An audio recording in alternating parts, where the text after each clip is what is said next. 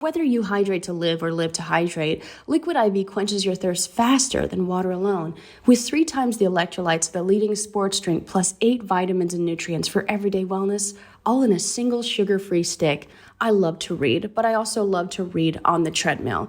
And I like to walk later in the day, and I might have a little bit of brain fog. And so with Liquid IV, it gives me the vitamins and nutrients that I need. You don't have to be walking to enjoy the benefits of Liquid IV when you read. You don't. You could just be sitting and drinking and, oh my gosh, I understand what's happening in this book. You understand. However you hydrate, grab your Liquid IV Hydration Multiplier sugar-free in bulk nationwide at Costco or get 20% off your first order when you go to liquidiv.com and use code BCC at checkout.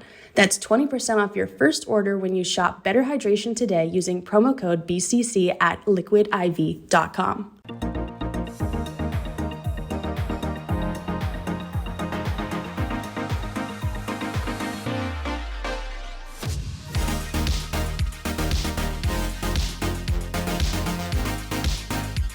Welcome to the chain. This is the BCC Club. We're your hosts. I'm Kendahl and Sarah, and I'm here with the always incredible Sarah Shower.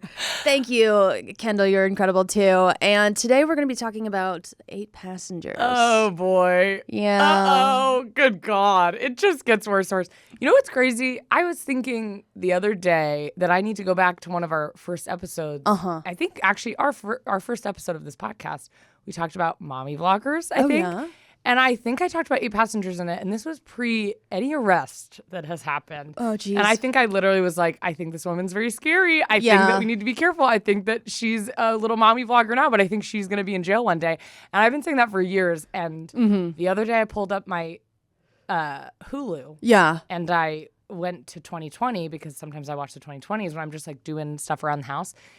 And it was like Ruby Franke from mommy vlogger to felon. And I was like, wow, this is a really surreal moment in my life. Oh my gosh. I didn't know that was our first episode. I know it's definitely up there, but yeah, it's crazy to see how it's all devolved. I mean, that's just like, but I mean, that's, you know, there's so many warning signs. Like imagine someone on just a random viewer on the internet can be like, there's something wrong with this family. Yeah. And so that's what kind of annoys me about like the friends and family members of the family. Sure. I mean, even if they were like, what's it called when someone encourages behavior, even if it's wrong? They're a enabler. Enabler. Yeah. Like, wow, so that's the first time you've ever asked me for a word and I've been able to do it. I was thinking intel, but that has nothing to. Okay, so I was like, maybe they're enablers, but also they're Mormon, right? Yeah. Yeah. So I mean, it's hard to have a unbiased. I think it's such a fine line too.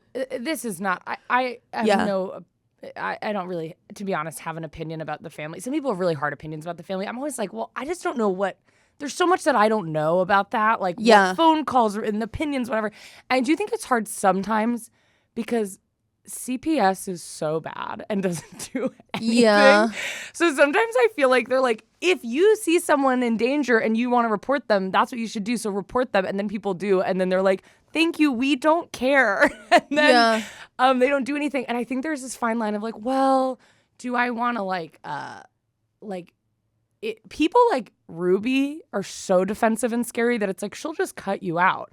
So I think there's probably this fear of like, well, we want to like keep our hands in the house a little bit to make sure we can like keep the kids good, but we keep telling CPS and they don't seem to care. Yeah. So I think it's tough too. I think while CPS has its major flaws, I think if you see a problem, you should always report it. And so even if CPS doesn't act on it, they have that paper trail. And so when eventually, unfortunately, things get really bad, the children, like for their sake, they now have like extended documentation, like to back their claims up. Yeah, 100%. Yeah. When that happened, like the family reported this family a bunch of times. But I think it was just, it's, you know, one of those things where it's like they go to the house. Mm-hmm. It's like there's only really like a couple types of abuse that can be seen just from walking in someone's house. Do you know what I mean?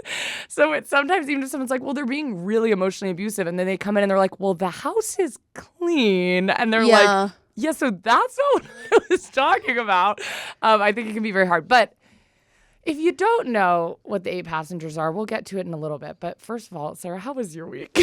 It was really good, really busy. I feel like I've kind of had like a weird headache for the past 4 days. It's not like there's like a shooting pain in my jaw, like my lower jaw. And I was worried that I was like getting sick, but I was like, oh, it's not muscles. Because I would put my head back and I feel nothing. It's like just this like weird. So I have to go to the dentist. I have to make a dental appointment. Yeah. I haven't seen my dentist in a while. The only thing that I'm scared about with her is that she always tries to convince me to get braces. Other than really? Yeah, because I do have a tooth that's shifted. And so there's like a gap on the side. But other than that, she's pretty cool.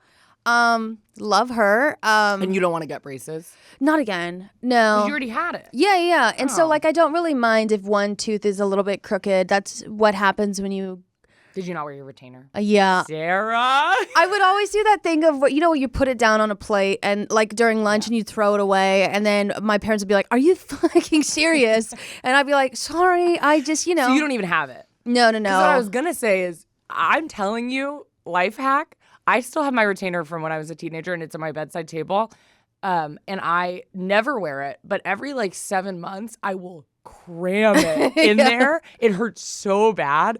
And then the next morning I smile and I'm like, my teeth look better than ever. Yeah. I really think you could shift them in one night if you want to. But if you don't have it, that's tough. It's so painful. But yeah, you could. I always think of this like really, you know how people with glasses, like anytime you wear glasses, someone's like, oh, let me try them on. Like, could you imagine that for like a retainer? Like, because everyone always asks someone with glasses, can I try them on? Like, imagine applying that to like any other device that you wear. Yeah. Like, you're like your heart monitor, dude. Can I give it a whirl? Or you're like diabetes. What are they called that you like put insulin? On, yeah. I tried the other day. I made I've been getting really into. I swear this comes back to what we were talking about.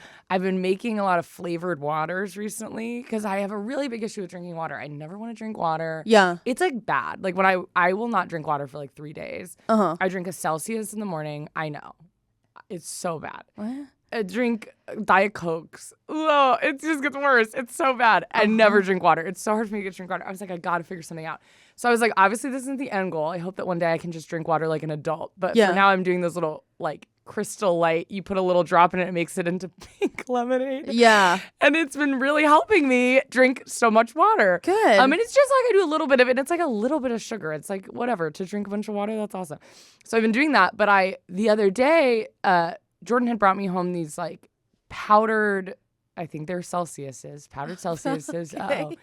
And they are watermelon flavor. And I put it in there and I drank it. And it was one of the first times I've ever had to like spit something out. Oh, wow. Because it didn't taste bad. But I realized this is the exact taste of when I was a child at the orthodontist and they would do they would put that goo in your mouth. You could like pick a flavor, and they would put the goo in your mouth to like make an indentation. I don't know, like basically a statue of your an face. impression. Yeah, an impression. That's what it was. Statue of your... And I was like, I think I always chose watermelon because this tastes exactly like that. And I was like, I cannot drink this. This tastes just like I'm at the dentist. Oh yeah, I love those. I always had I was always like, I'm gonna swallow these, but I wouldn't.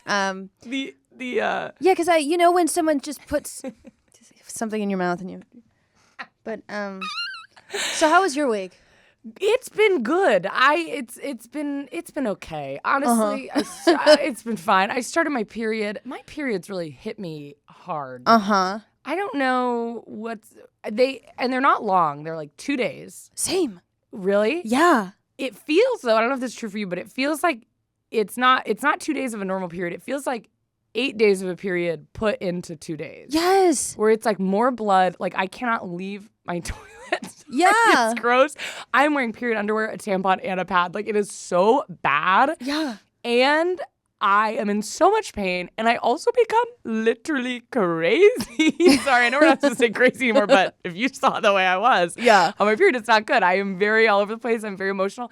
And I'm not a very emotional, I'm not like a crier really. I'm not very emotional. Like I would say pretty strong. Oh yeah. But when I'm on my period, there are tears for no reason. Like very stereotypical like person on their period. Yeah. That's me, like crying over nothing. Yeah. Just feeling like everyone hates me. So I was doing that this week. Yeah. And we're still getting the little bit of residual. Like when I showed up to recording this morning, I was like, Sarah, I'm so sorry.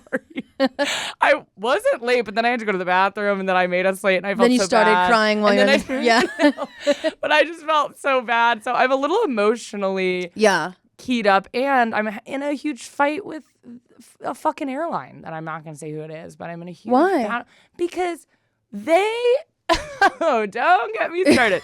So we get a message. Mostly my partner. My partner kind of handles this type of stuff. So this is all what I've heard from them. They message us and are like, "You no longer have seats." When we were flying from Japan to Taipei. Yeah. They were like, "You no longer have seats on this flight." We were like, "Okay." So they moved us to another flight where they like sat us on opposite sides of the plane, and which usually I really wouldn't care about, but it was like a 13-hour flight, and so whatever. Yeah. So we called them. We're like, "Oh, would it be possible to like switch the flight and get a credit?" And they were like, "Oh my God, yeah, no problem. Like easy, so easy, of course." So we switched our flight because they said it was no problem. Yeah. And then now they're like, "We don't know who told you that, but like you can't do that. And now you don't have this credit. Now like, you gotta go back to Taipei. You have to live there now." No. They're just like, "You don't have a credit."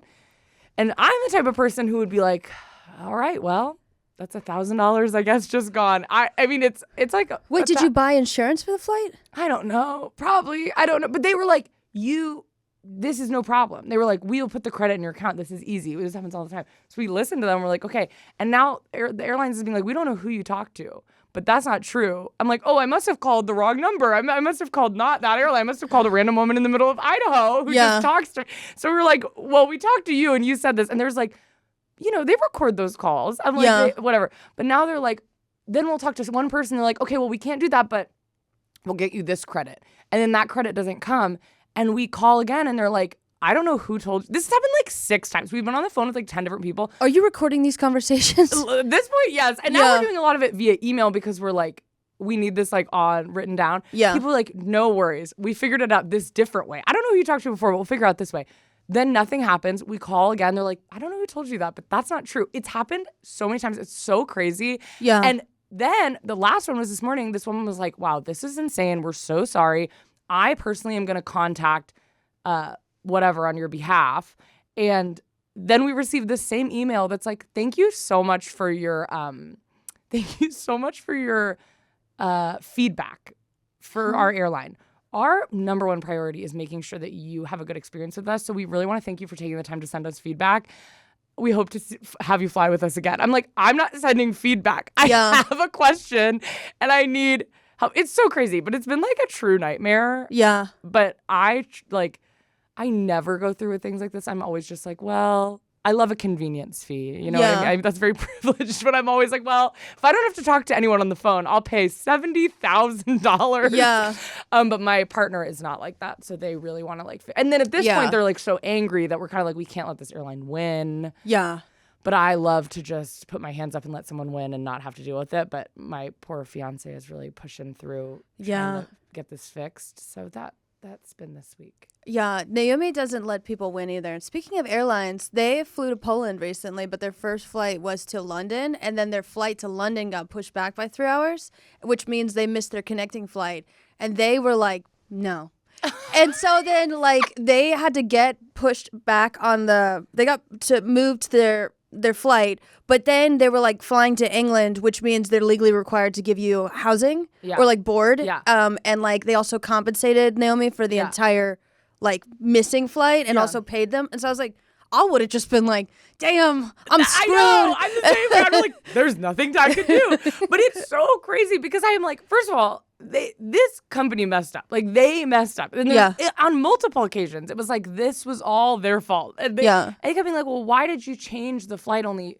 Because then the flight we ended up booking was 10 minutes after the original we booked. They're like, well, why did you change it just to be 10 minutes later? And we're like, because you kicked us. What? You said we don't have a seat on our flight anymore.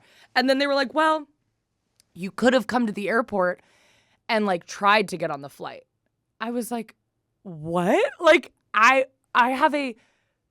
in another country that I'm not from, planning this huge, it would be so irresponsible, and I would have done this, but my partner It would be so irresponsible to just show up to the airport and be like, we don't have a flight, but we're hoping you can get us on. Like, that is so wild. I don't know. So it's just been, but I always find it so crazy because I'm like, it would cost you nothing to just honestly, I mean, this would be insane, but if they were like, here's $100,000 worth of credits, that would be a drop in the bucket to them. Yeah. And it's over this like $1,000 credit that we paid for. It's not like I'm asking for $1,000 of free money from them. It'd be so easy. And yet they're having, I mean, at this point, probably 7 hours on the phone with their customer service people going back and forth and back and forth. And all the customer service people are like, we're so sorry. You're right. But like, we can't really do anything about this. It is just so, I am like, why? Yeah. So much work. If you could just give me the credit, it would be so easy. Also, I couldn't do that as an American in another country, just walk into an airport and be like, I don't have a ticket, serve me. Like, God, I'm already American. I can't like say that out loud. It is so, it's so wild. But anyways, but also it's hitting me more because I'm on my period. I'm just having a tough time, Sarah. It's okay. Thanks. I am. How are you feeling? I mean, good. I know the whole like 2-day period thing. Maybe you should go to a doctor about this. But you know, like when you like spill a paint can on carpet and you're like, if you're like, I pick it up and most of it comes out, or like, do I push it to the side? That's how I feel when and it just takes forever. You got to get paint thinner and it's a whole thing. I know, you got to prime it. Well, actually, that would be before. Oh, you ever? Never mind. I was gonna say your period on blood thinners, but you know. Sorry, I know you're about to do. You're doing such a good job with you're about to get into the topic. I was just gonna say that I really can't go back to the doctor because everyone's always like, you should ask the doctor about your periods, and I'm like, I can't have another problem. Actually, I don't have time to have another problem. I like know that if I can't go through all the testing that would need to be done, and then I know I would have an issue, and I would be like, you know what? I'd just rather be inconsolable for 2 days of the month than have to deal with this. You know what I mean?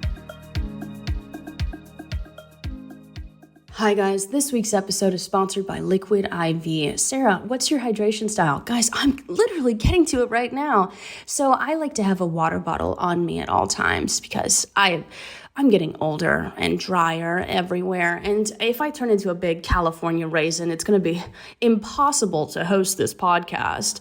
And so whether you hydrate to live or live to hydrate, Liquid IV quenches your thirst faster than water alone. With 3 times the electrolytes of the leading sports drink plus 8 vitamins and nutrients for everyday wellness, all in a single sugar-free stick. So as y'all know, I love to read, but I also love to read on the treadmill. And I like to walk later in the day, and I might have a little bit of brain fog. And so with Liquid IV, it gives me the vitamins and nutrients that I need. You don't have to be walking to enjoy the benefits of Liquid IV when you read. You don't. You could just be sitting and drinking and, oh my gosh, I understand what's happening in this book. You understand. This is how you use it. It's 1 stick and you put it into 16 ounces of water, and then, you know, that hydrates better than the water alone. I've already said this. You know, it's got no artificial sweeteners and 0 sugar. And again, I'm getting older and I really have to watch my sugars. That's what my doctor said. It's also non-GMO and free from gluten, dairy, and soy. Gosh. Love that. However you hydrate, grab your Liquid IV Hydration Multiplier sugar-free in bulk nationwide at Costco, or get 20% off your first order when you go to liquidiv.com and use code BCC at checkout. That's 20% off your first order when you shop Better Hydration today using promo code BCC at liquidiv.com.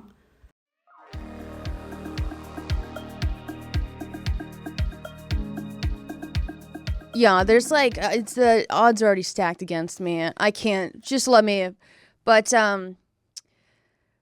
we have a lot of medical problems. I'd say together we probably share 8 medical problems. Probably. You know what? There's 8 passengers, whatever. We're talking about 8 passengers. If you don't know what 8 passengers is, we've talked about it before. This was a true hyperfixation for me for years and years. Some people in the comments have said it's weird. I agree with you. I don't know what to tell you. I was obsessed with this Mormon family on the internet, not in love, in hate. I hate watching them. I was obsessed with watching them.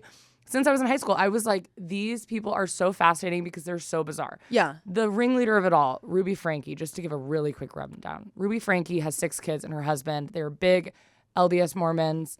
And she ran a channel where she talked about parenting. She showed all of her kids very intimate moments. She would show her disciplining them. And over the years, the discipline was heightening and heightening and heightening. There was a thing on the internet that, what is it called, where you can sign a petition? Sign.org, whatever. Yeah. Where people signed to have CPS come to her house. They did. They didn't find any quote unquote issues. It escalated. Long story short, she's been arrested on like 6 counts of child abuse, and it is horrible, and she's going to be in jail for a really long time. Yeah. And it is so wild. So the updates, the last time we covered it, I think she'd just been arrested. Yes. And there was really no information. And now she's been, I think, sentenced, and we're going to be talking about what happened. Yeah, so she's a massive YouTuber, 2.5 million subscribers. I believe her 2 channels were deleted.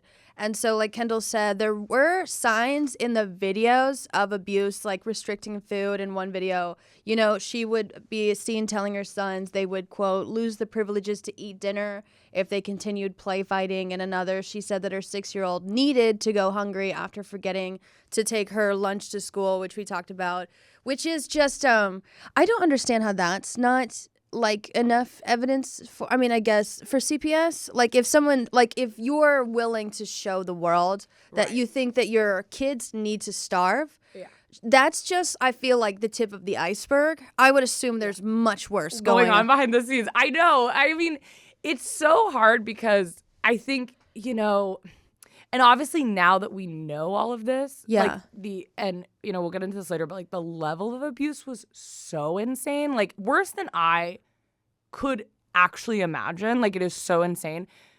And now these videos are coming out on TikTok, you'll see, where they're like, we should have known. And it's like a video of her being kind of just a bitch to her kids. Yeah. Where there's like a clip of her being like, give me your honest opinions. Do you like the dinner I made? And then one of the kids is like, no, it tastes bad. And then she's like, that's because you're unappreciative. Which it's like, yeah, that's annoying. Yeah. But that is not the same as like what she was arrested for. Like, there's no way anyone could have gotten from that. Yeah. Because that's why she was famous. Everyone's like, she's annoying as fuck. She's super rude. She's probably like, she's a lot of like narcissistic tendencies. She's clearly obsessed with being famous. Like, I would not want her as a mom. But there's a difference between being like, ooh, I wouldn't want her as a mom, to being like, she needs to have her kids taken away because they're in literal physical danger. Yeah. That's like a big leap, you know? Yeah. So I think it is hard, where it's like there's a lot of signs, but what is just like controlling Mormon parent, and what is like these kids need to be quickly taken out of this home or they are going to maybe not survive. And it's a lot. To take a kid out of their home is a lot. Like, even if your parent's an asshole, they're debatably, it's still better for the child to be there than like removed from their home and take, you know, so it's a big decision to remove a kid from their home. So it's hard to get from how she was just being annoying to like what she is now. Yeah, I think that's the going back a little bit, like I think that's the hard part about crimes that unfold before our eyes, like that are highly publicized, like with the documentary of Quiet on Set just came out. It's all awful, but sometimes people will like dissect it in a way like too far, and that's where we enter conspiracy theory territory, or like people hyperanalyzing someone that they should hyperanalyze, but then they're just going off in all these weird directions. Like someone was like, did you ever notice how the Nickelodeon logo, like this slime splat, looks like Epstein's Island? And I was like, dude, you're making this so bogus. They're predators. Yes. Stick to that, not like the actual shape of the logo. Right. You know? Yes. Especially in a case like this, or that case too, where you're like, no, the evidence is all there. We got it. Like, you don't need to come up with more stuff. And I think but I think that is what's so hard about the Ruby Franke case. It's like, she was supported on the internet for so long. And what that tells you is that like, there are so many parents who, I think a lot of people were like me and watching because she was fascinating and it felt like you were watching a train wreck in front of you. But I think a lot of people were watching because they genuinely took her parenting advice and genuinely thought she was a really good mom and genuinely wanted to live just like her.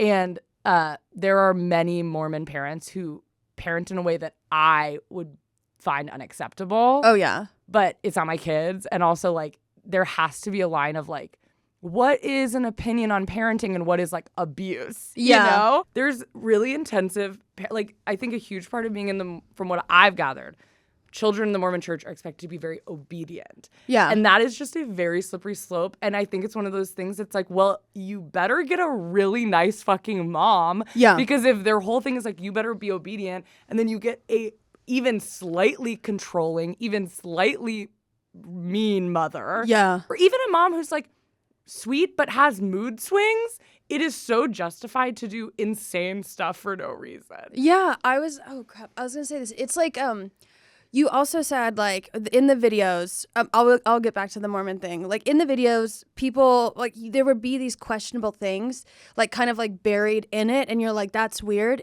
So, sorry to bring it back to the Quiet on Set, but, like, there were so many things, like, as a kid watching Nickelodeon, where I was like, that is a lot of feet. You know? Yes, 100%. But like, but the thing is you know when everyone... That is a lot of feet is such a funny thing to have to think of when you're watching children's programming. I was like, I've never seen so much feet, but like, but it's when everyone else acts like something is normal. Yeah. Like, I remember, like, when I was in college, there was this girl, and beautiful people can get away with literally anything. We would hang out in a group. And there was this really gorgeous girl, and when we would go to dinner, she would wear a full-on face mask to dinner for hours. A sheet mask? No, like a clay mask. Oh my God. But the thing is, and in the middle of the dinner, she would go wash it off and do her full beauty care routine and come back to the table, and no one acted like it was weird. And so I was like, this is normal, dude. And so, like, I imagine, like, you watch the... And then you did it, and everyone was like, Sarah, what the fuck is wrong with you? Everyone's like, and so I'm like, yeah, so the Ruby Franke shit, you know, you just... And then also, here's the thing. With influencers, how you said, like, she starts off normal and then, like, devolves. Like, influencers, when they portray, like, they don't have, like, a shtick and it's all their personality, you will also see, like, the full progression of many mental illnesses. Yeah. You know, so if someone is a like narcissistic abuser and they are an influencer and their entire thing is their own personality, you will get love bombed from the creator. Like, you know, you will have their beginning, their 2 to 3 month period will then hit, like, if you know what I mean? Like, they'll be mean, take it back, be nice randomly. And so it's crazy how you can see it like play out online. And also, Christianity is really controlling. I know that Mormonism is not...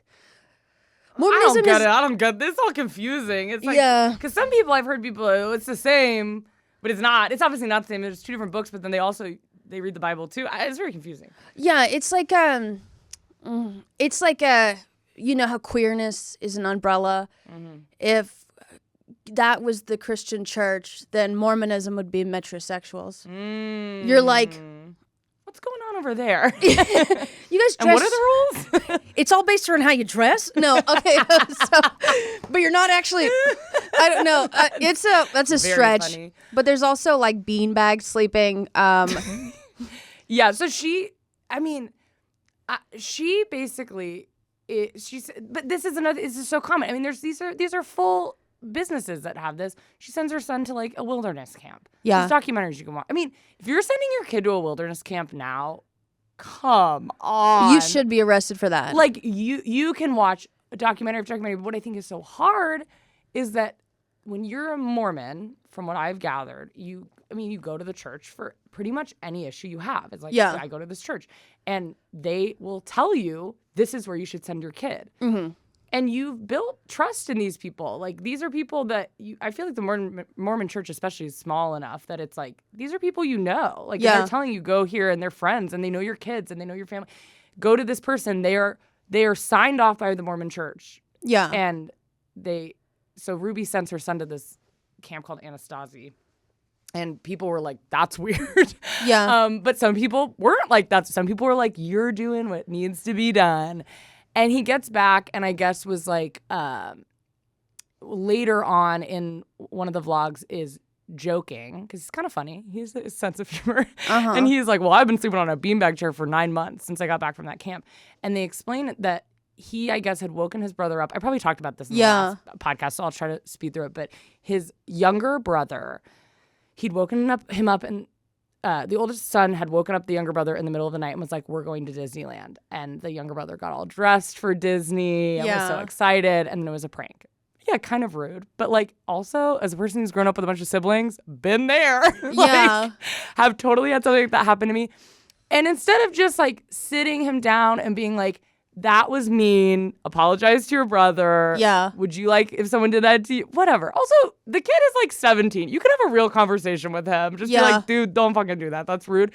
She basically takes his bed away. So all bed and food and room and privacy, all of that is very much considered a privilege, which is, once again, very common. And I only say this is not to excuse it in any capacity. Yeah. I think it's abusive behavior. But I just think it is important to see how this was allowed to go on for so long. It's like, how many people do you know? I knew so many kids growing up whose bedroom doors were taken off. Yeah. Which I think is so fucked up. I think that is like, but that's also my opinion. I also think that's a psychologist's opinion. Yeah. But I'm like, yeah, privacy is not earned. You should have privacy. But that is not a thing that you can go to jail for. You cannot go to jail for taking your kids' door off of from my knowledge. Yeah. For taking their door off of their bedroom. So it was just kind of like allowed to be put on YouTube and allowed to, but that was her thing, is like, I'm a strict parent. And I think a lot of people looked at her kids and were like, well, look how well behaved they are, though. They're so well behaved. This is like whatever. And I have had friends who have been like, my mom was always being told that her kids were so well behaved. And what people didn't realize is that we were just so scared of her. Like, we were literally so scared. So when we were out to dinner, we're all quiet and we have our napkin on our lap and and people are like, God, what have you done to and it's just like, abuse them. But I've been abused. That's why we're so well behaved. Yeah. So people started being like, what's going on here? Wait, I was gonna say, I've experienced that. Yeah. And then also I would say, you know how parents like take their kids like door off the hinges or like do all these crazy behaviors? They do it because they don't think talking to someone works.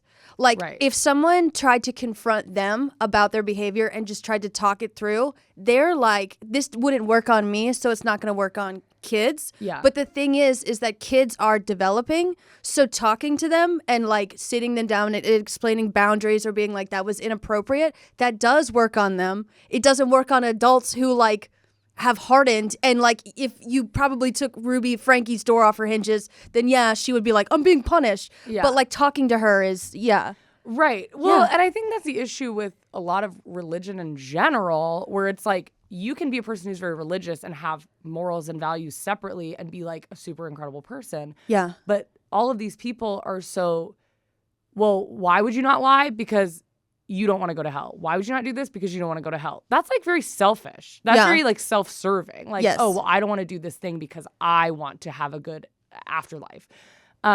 Versus like me or you, I feel like it's like, well, I don't want to do this thing because that would hurt someone's feelings and that would make me feel bad. Or I don't want to do this because that's inconsiderate. And I really do think if there is a God, I think I might go to heaven, even though I don't believe really in it. I'm like, I feel like I try every day to be thoughtful, to be kind, I give back to the community. I try to be, a good person. Yeah. Maybe not. Maybe if I'm gay, so maybe that's not allowed. I have no idea. But it's like, I like to think I do good. So I think it is such a, and we've talked about this before, but the punishment for everything is the same. Like if a sin is a sin is a sin, that is crazy. It's like if getting a tattoo is the same as killing someone. How do you parent that? How do you have any parenting? Like if everything is the same, there's no nuance, there's no talking to. So I think you end up with these children who like don't really understand why they're not supposed to do anything. They just know they're not supposed to do anything. Yeah. Which creates either kids who are very obedient and don't do anything, or kids who are just like balls to the wall, whatever, because rules. There's no way I couldn't break no rules, so let me just break them all. Yeah, and my concern is, I know that you shouldn't send anyone to like a wilderness therapy camp, but what's crazy about this is wilderness therapy camps, from what I've heard, they either have like a massive intake of people who are like come from like a Christian upbringing who haven't done anything, or they get children who have maybe done more bad things, like objectively, and while that's, like a failure on their parents' part, now you're combining them, and so I would assume that if you've isolated your Christian kids and now this is the group that you probably didn't want to immediately integrate them with. Do you know what I mean? That's what I've never understood about the like, we're going to send you to boarding school thing. Because I've always been like, if I thought I'd done everything right and my kid was just like acting out, like getting into drugs, I mean, obviously I would handle this maybe a different way, but if I was just like a generic 80s parent and my kid was like doing drugs and having sex, I would be like, we need to make sure you're surrounded by more people that align with the values I want you to have versus like, let me send you to the place where all the students are kids their parents have deemed need to be better behaved. Yeah. That doesn't make any sense to me. But anyways, because I don't want us to just like keep talking about how bad Ruby is because there's been so many updates since then. Let's talk about, this is going to be a little bit triggering, guys. Well, this has been triggering, but let's talk about the arrest of Ruby Franke. According to a statement from the Santa Clara Ivans Public Safety Department, the arrests were triggered after Franke's 12-year-old son, who appeared emaciated, had open wounds and duct tape around the extremities, had climbed through a window of Hildebrandt's house and asked at a neighboring house for food and water. Emergency services found Franke's 10-year-old daughter in the house, also malnourished. Both children were taken to a hospital where the boy was treated for severe malnutrition and deep lacerations from being tied up with a rope. And then a search of the house found evidence consistent with the markings of a 12-year-old on the 12-year-old, and the Utah Division of Child and Family Services took the boy and girl and 2 more of Franke's children into care. Police later reported that, according to the boy, cayenne pepper and honey had been used to dress his wounds. This is like, I don't know what, actually I do know what it is. Like, since a lot of Christians and variations of Christians deny science, they often turn to more homeopathic remedies, which objectively can make a lot of things worse. Yeah. I know that there are like communities that like do have more homeopathic options, but whenever I see it practiced by any denomination of Christianity, I'm like, this is about to be the worst thing ever. Yeah. And just again, I know you said this, but really trigger warning. This is like really upsetting. And the only reason we're even covering it is because we've talked about it so much in the past. We're like, well, we should definitely do an update, but it's very upsetting, and just take care of yourself if you're not wanting to listen to this today. Also, like, since this has coincided with the Quiet on Set, and then also Ren Eleanor, we'll probably talk about her later. Like, when you see any sign of danger with children, you should speak up on their behalf, because oftentimes they don't know to ask questions or what's wrong, especially if you've been isolated your entire life. Like, you don't even know that escape is an option. Yeah. So like I'm very like happy and surprised that the son eventually got out. Well, can I tell you something crazy? Yeah. This is I've been like keeping up to date with this, and then last night when I was watching the 2020 about it, I was like, oh my God, because I realized they were like before, so the youngest son, but the older of the two, whatever, that he got out and he went to the neighbor. He goes to the neighbor and he says, and there's video of this, he's like, can you take me to the nearest police department? And then the neighbor's like, sit down, what's going on? Like, he was clearly not well, like whatever. And then this all conspired. So you think like, oh, he's gotten out because he's like, I need to tell someone that my mom is super abusive. And obviously this is all alleged, but in the 2020, they talk about how before he left a note in rocks, like he wrote out in rocks, jail, I'll call you when I get there. And I was like, what? That's so weird. Yeah. And then through all these journal entries, because something crazy about Ruby is that this is what's so bizarre to me. I'm like, she thought she was in the right. She wrote 60 pages detailing every piece of abuse she did as like a therapy journal thing. Being like, so it is all there. Like all the abuse is written out by her admitting to all of this. And basically they've concluded that he was being like, he'd been convinced that he was so bad and that he was so like messed up and that he had committed so many sins that either he had to stay in the abuse with Jody and Ruby or he had to go to jail. Yeah. So when he said, he wrote jail, I'll call you when I get there, he was going to this neighbor to be like, I need to turn myself in. Yeah. So he was turning himself in. Isn't that the craziest thing you've ever heard in your entire life? Do you know what religious psychosis is? Not really. Or like a spiritual psychosis? I think that that's honestly, if she wrote out everything that she did and thought that she was justified and it was like a call to God, I feel like that could be classified as some sort of spiritual 100% psychosis, which is like the step beyond extreme paranoia. And that's so unfortunate. That kid, the thing is you're supposed to trust your parents. And like he trusted that he was bad, like to the point where he would be jailed for like like little pranks. They are, tied up, have such restricted movements. To believe that you are bad to your core, that you would go to jail. And not even bad for, it's entry that they were like, and later through interviewing the children, it's not bad what like normal kids do. Yeah. They were getting in trouble for stealing water. Yeah. So like when they would brush their teeth, they would turn it off to make sure they weren't like stealing water from the faucet because they were so thirsty. That's what's considered bad. Yeah. Like that, I mean, that it's like not. You mentioned like the other week when we were talking about having OCD. Could you imagine if any of these kids had OCD? Yeah. Oh my God. That would be debilitating. I mean, what they already went through. Sorry, I'm just thinking about this. It's just, because you assume you're like, don't even add on, being a kid is hard in general. And any of these, I mean, especially if you have 6 kids, one of them is bound to have some issues. Yeah. Like just statistically, whether that be mental or physical, whatever. Yeah. So we're just looking at this as already horrible enough. And then you're like, yeah, what if they have any mental health stuff going on? If they have any already depression, anxiety, OCD, I mean, worse than that, it's so bad. Well, I mean, if their mom did this, some kid is going to inherit something. So it's like, but what was she charged with? On August 30th, 2023, she was arrested in Washington County, Utah, and charged with 6 counts of aggravated child abuse under Utah law, 4 counts of which she pleaded guilty to. In the plea agreement, Franke admits that she tortured her son from May 22nd through August 30th by forcing him into hours of physical tasks, summer work outdoors without adequate water, and repeated and serious sunburns that blistered. He was denied food or given very plain meals, and he was isolated from other people without access to books, notebooks, or electronics. Franke acknowledged similarly abusing her 9-year-old daughter by forcing her to work outside, run on dirt roads barefoot, and go without food and water. She was also repeatedly told she was evil and possessed. The punishments were necessary for her to be obedient and repent, and these things were being done to her in order to help her. The girl was convinced what her mother said was true, the agreement said, and her plea deal reduced her charges from 6 counts to 4 counts of child abuse. On February 20th, 2024, Franke received 4 consecutive sentences of between 1 and 15 years imprisonment, with the exact term she will serve to be decided by the Utah Board of Pardons and Parole. They will serve a minimum of 4 years. Utah has a max of 30 years for second-degree felonies.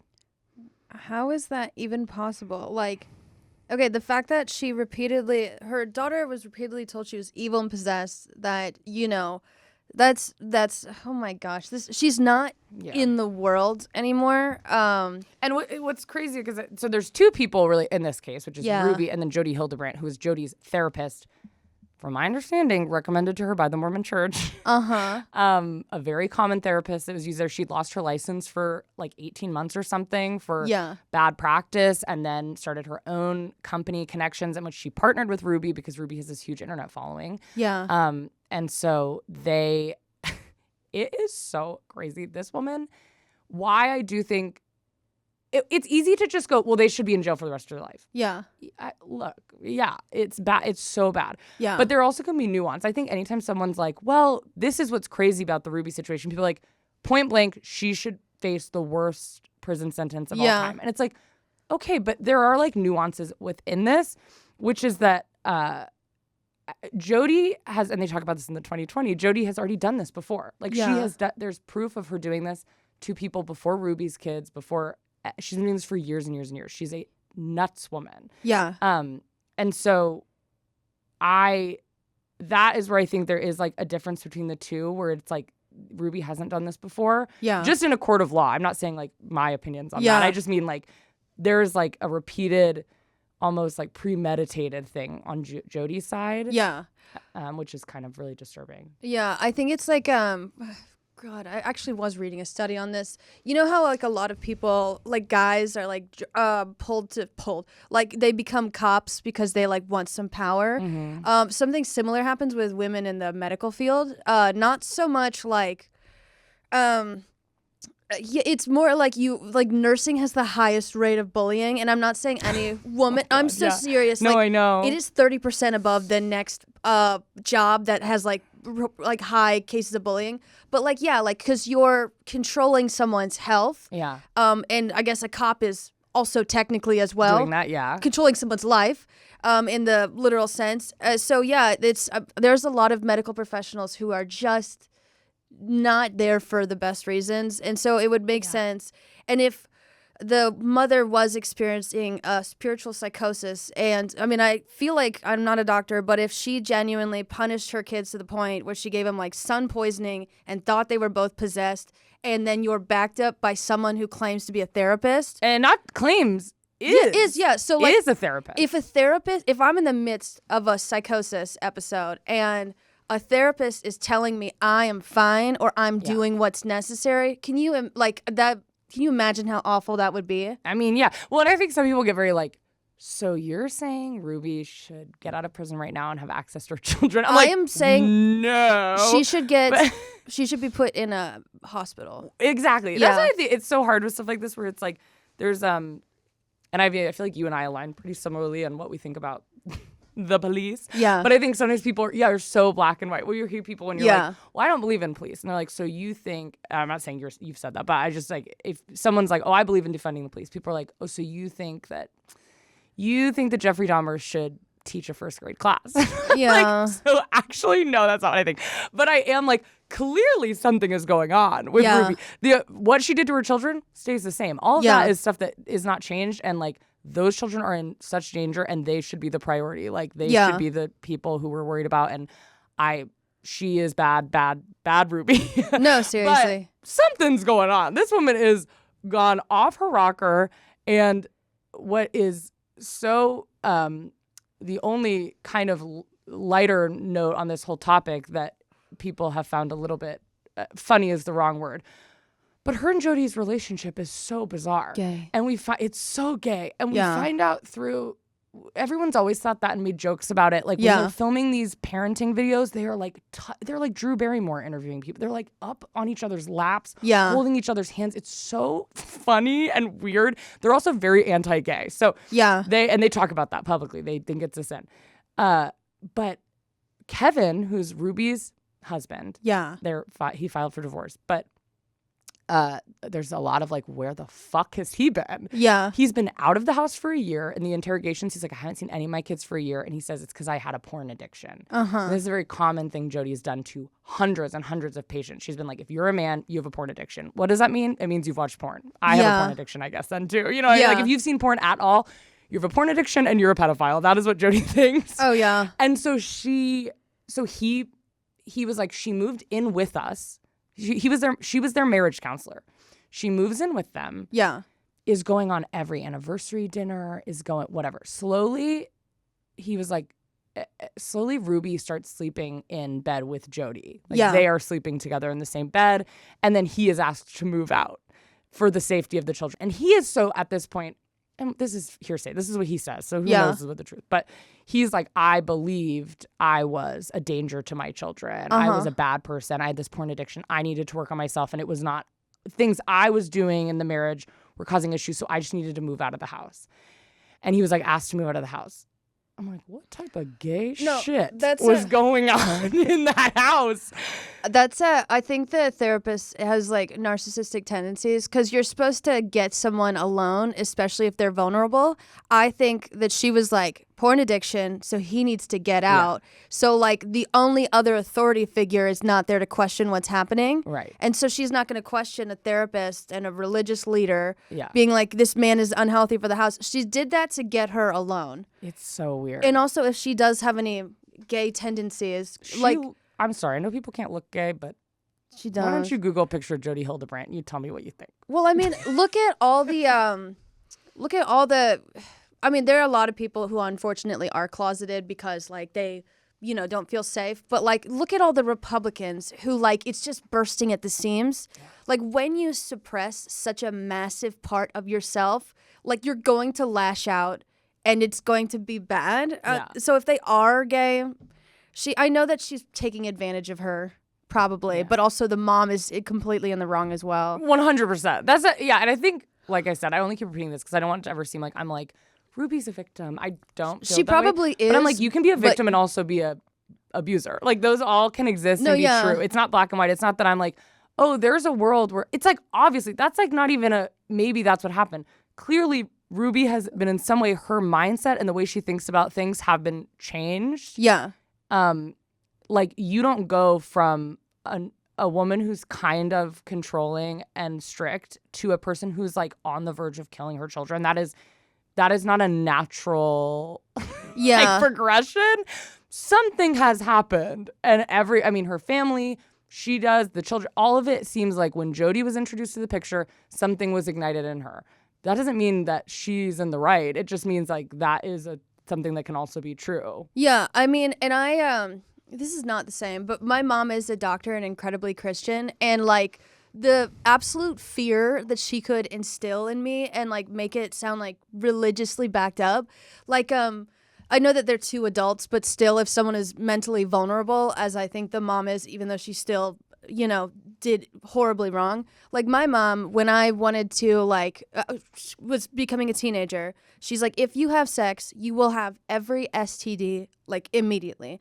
And she, as a doctor, showed me a picture of every single STD at their worst. Mm-hmm. And so I'm mentally vulnerable. She's a doctor and my mom. And also she's like, I'm still a Christian at this point. Yeah. And I believe that sex before marriage. And so like that scared the ever-loving crap out of me. Because you trust your parents. Even my mom was not a doctor in any capacity. And if she told me something, I believed it. Like if she was like, this is medically true, I'd be like, got it. I would fully know that's right. Like there's this whole trend, and this is no way to like make me what I'm saying like worse than other people, but when people are like, oh, I have an almond mom, and that's awful, and I'm so sorry, you probably have some disordered eating, but if you have an almond mom who's a medical professional, that shit is like, because at least you know you can question your mom at so like as you're like, mom, I'm hungry, but like if your mom is like, I am a medical professional, and you're like, I guess I shouldn't be eating anything. Right. It's a whole, but like I'm not saying one is worse, but I'm saying it's a whole different thing. So I can't even imagine if this woman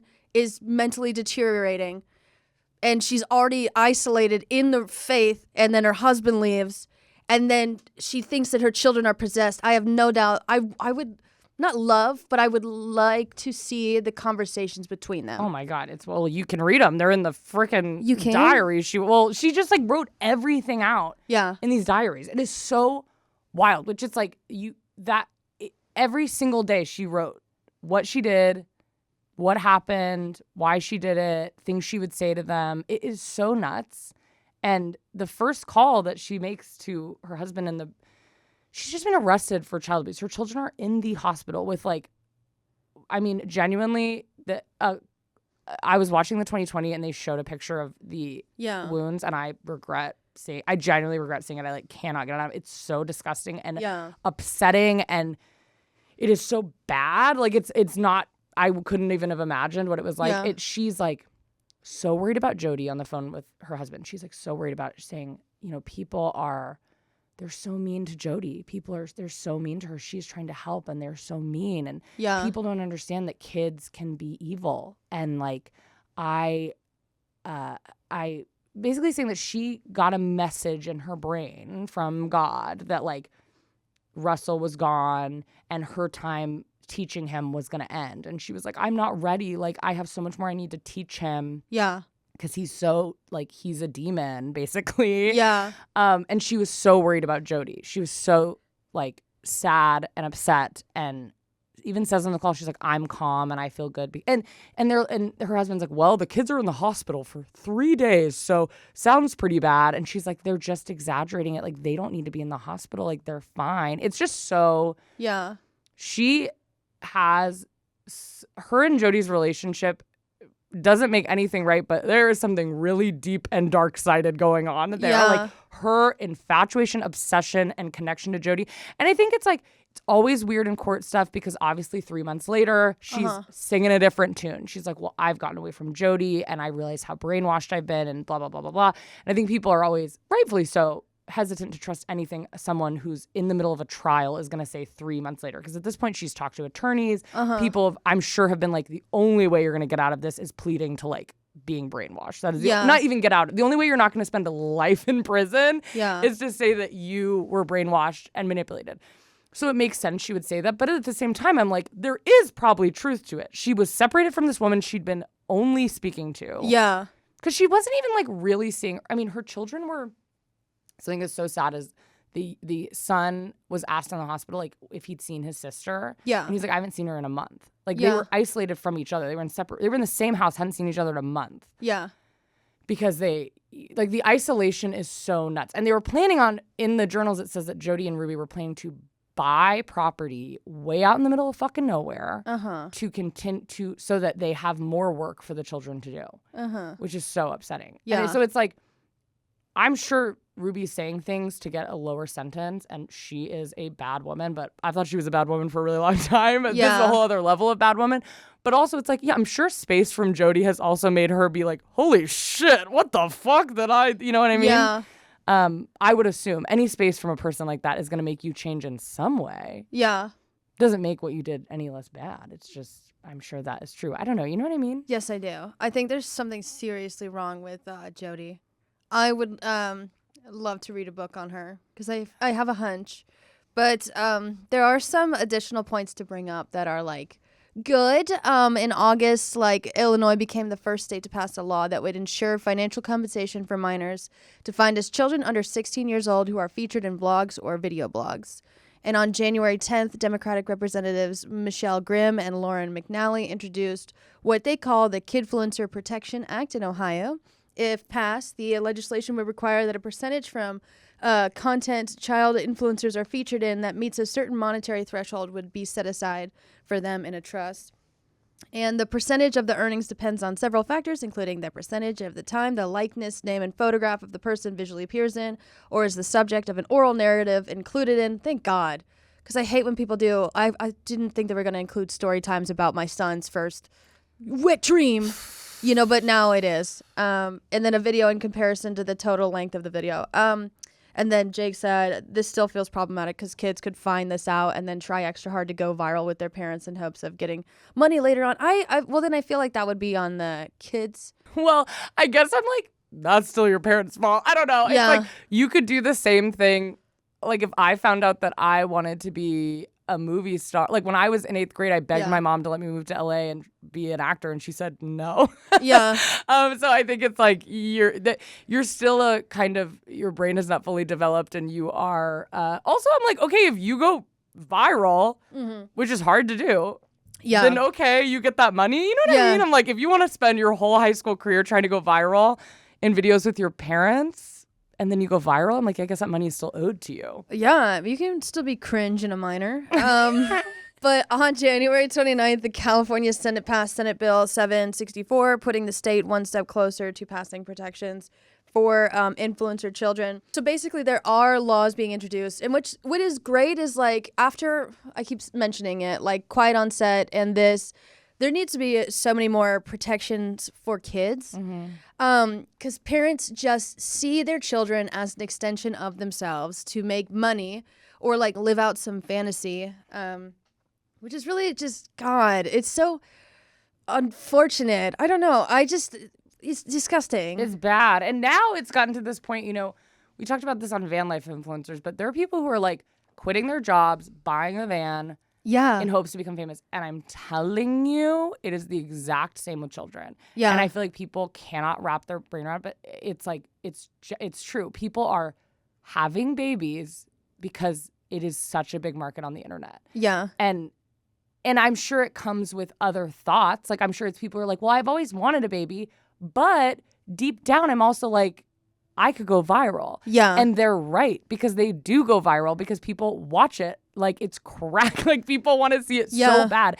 And you go look up baby names that we're not going to be using, gender reveals, set up my nursery with me. Yeah. It is the most profitable part of the internet. Yeah. This is not to encourage, but it just is true. Yeah. It is so profitable. People are such freaks for it. Yeah. And no, not all of them are perverts. Some of them just are. A lot of them probably have children and want to watch someone decorate their nursery. I don't know. Yeah. Sometimes it's just ASMR. I watch people restock their fridges. I don't know why. I just like to watch it. It's relaxing to me. Yeah. People are so obsessed with watching children on the internet, watching parents on the internet.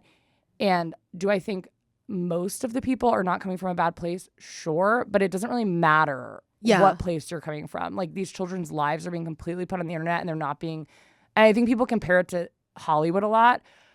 But I'm like, Hollywood is bad, but imagine Hollywood with zero checks and balances. Yeah. Even just like the work day, like if you're a child actor, you have such specific work days. I mean, when there's a toddler on a set, there's like 18 toddlers on that set because they can only work for like fucking 1 hour. Yeah. And also you don't know anything about their personal life. So even though that's what's so crazy to me is that you see so many conservative mommy vloggers who are like, Hollywood is so bad and I care, let's save the children. And I'm like, you literally are putting your kid in something 10 times worse than Hollywood, which is like, in my opinion, where it's just Hollywood with no care for, no thought of any financial compensation. No one's fighting for your children. Even I know a lot of people who have crazy parents who are in the industry, but at least they have their manager who is like fighting for them, making sure they're getting an education, making sure all that stuff is happening. Yeah. When you're a family vlogger, you are so isolated. Most of these people fucking homeschool their kids. Like, it is so weird. And there are people that genuinely just have kids for content.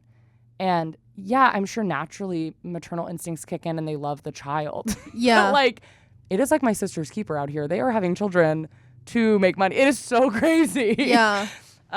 It's wild. Dude, that is so hard. Like, I was gonna say, like, you know how actors have unions? The thing is the hard part about content creators creating unions is that we're independent contractors. So if we just protest, like went on strike, you could just hire someone else.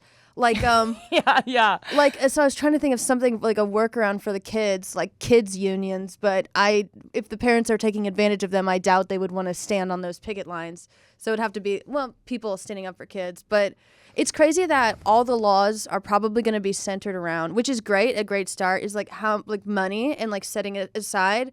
But like, there is no HR. There is no like internal review. If your manager is awful, your mom, like, there's nothing you legally have to live with them. Right. And it's like, why this people love to post a video being like, I had a great experience. Like, I've seen even kids. I think we're about to see a wave of children who are like really, really angry. Yeah. Who are growing. I mean, even people like Everly LeBrant is getting up there and she's eventually going to be an adult. And like, we're going to hear from people like her. But even old school people like the Shay Carl family, I know his daughter has been like, it's such a bummer people have bad experiences, but I had a great experience. And no hate to her because she's like 18 years old and that's great. I'm so glad that she had a good experience. But I am like, it does not matter your individual experience. Like, why do you think that matters so much? It really does not. Yeah.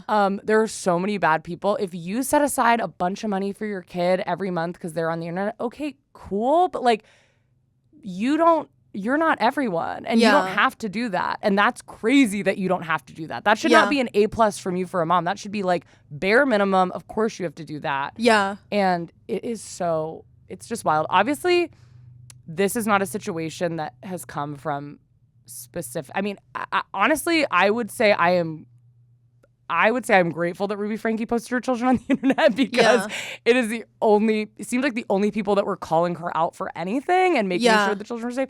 But it's not to say that every person who posts their kid on the internet is in danger of becoming this person, but I do think it is a very bizarre thing, especially nowadays where it's so talked about how dangerous it is to have your kid on the internet, and everyone knows. No one doesn't know about that. Yeah. If you're on the internet and you post your kids, you know about this conversation. So if you're actively like, it's okay, I'm just going to still post my kid, something is amiss. Like, something is wrong. I think there were a lot of people who just did it blindly and didn't know and were like, oh my God, I'm making millions of dollars. Like, I'm giving my kid such a good life.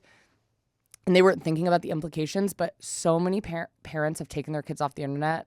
And if you've just been like, that's not important to me, I do think something is kind of, you value something, which is money, over your children. Yes. Which is disturbing. Mm-hmm. I don't know. No, that's exactly right. And just remember, guys, if you see a mommy vlogger and any questionable behavior, question it. If you don't want to say this is wrong, just say like question it, like get an audience feel in the comments. Like, did anyone else feel like that was weird? Yeah. Like, start a conversation about like, because I mean, across literally every entertainment industry, children can see the comments sometimes too. And so like, if you don't want to say something's outright wrong, you can spur a conversation that they would probably see, like, and then they themselves get to start to question it. And even like, this is no way for me to know this, but I know like CPS was called on Ruby Franke and they did come to her house and they did like separate all the children and had discussions with them. And even though that nothing came from that, which is unfortunate, although I don't think this level of abuse was happening at that time. I think it was probably just some good old Mormon abuse. That I'm sure sends off light bulbs in those kids' heads. Like, you remember that. And a lot of these kids are older. Some of these kids were 13, 14. You know, oh, it's interesting CPS came to my house. Yeah. Like, that is a really big deal. And even if your parents later explain it away, that will stick with you. And it's hard because we live in my opinion, a country where a lot of these programs are so badly ran. Yeah. But it's also like, that's the system we're given at this time. So just because I see a lot, I don't know what you think about this, but I just see a lot on the internet, people will be like, CPS or this XYZ is so bad, so don't XYZ. And I'm like, yes, and that's a very nuanced thing, but also like, that's the system we have. So if you see a child in danger, what do you just say? Well, I don't agree with that system, so I'll just let that child be. You know what I mean? And it's like, you gotta just sometimes work with the system we have. And even if that system you don't agree with, like I don't a lot of the time, it's like better for them to come check out the situation. Yeah. Even if they don't fucking do anything. Then the advice to that is if you don't want to call CPS or you have some fear of law enforcement, that is totally understandable. But what you could gift as a neighbor or a concerned citizen is a paper trail. So many people throughout our entire lives get like abused casually or like something, and someone catches it. And if you put up a camera, face it somewhere in a concerning, like, you know, like, the most you could gift to someone if you don't trust law enforcement is documentation of what you saw in writing, in an email, in a video. You know, like, even there's a clip of the youngest son, Ruby Franke's son, walking around in the cemetery barefoot in like 120-degree weather. Yeah. Because a bystander saw it and just took a video. Didn't even call anyone, just was like, that's weird. Took a video, and then when this came out, sent that video to the police and was like, I have this footage, you know? Yeah, always, like, just always keep a file, because that will, like, ask anyone who's had, like, just, you want a paper trail if nothing else. And, like, check yourself, obviously, if you're, like, calling CPS every week on people that don't. I mean, like, that's not a good, it is a bad situation that definitely targets minorities, people who don't have any income. Like, that is so unfortunate. But when you're dealing with people like Ruby Franke, this is a rich white woman. Yeah. If people are like, CPS needs to check her out, I have a feeling they do.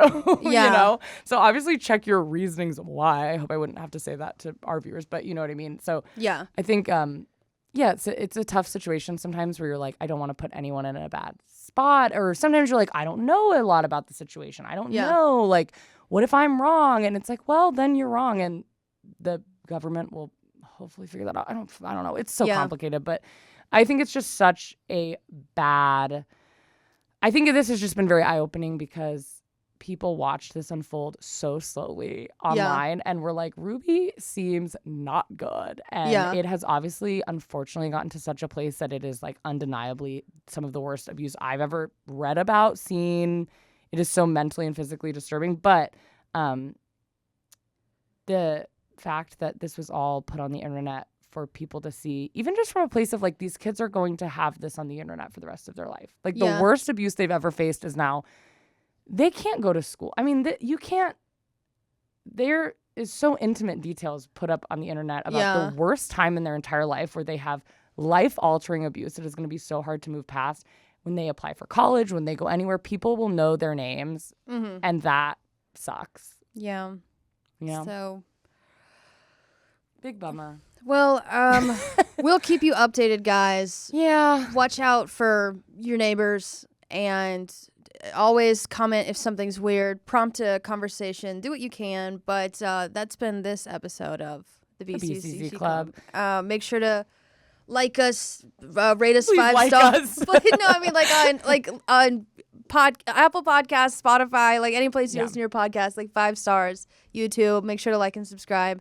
And thank you guys so much for listening, and we will talk to you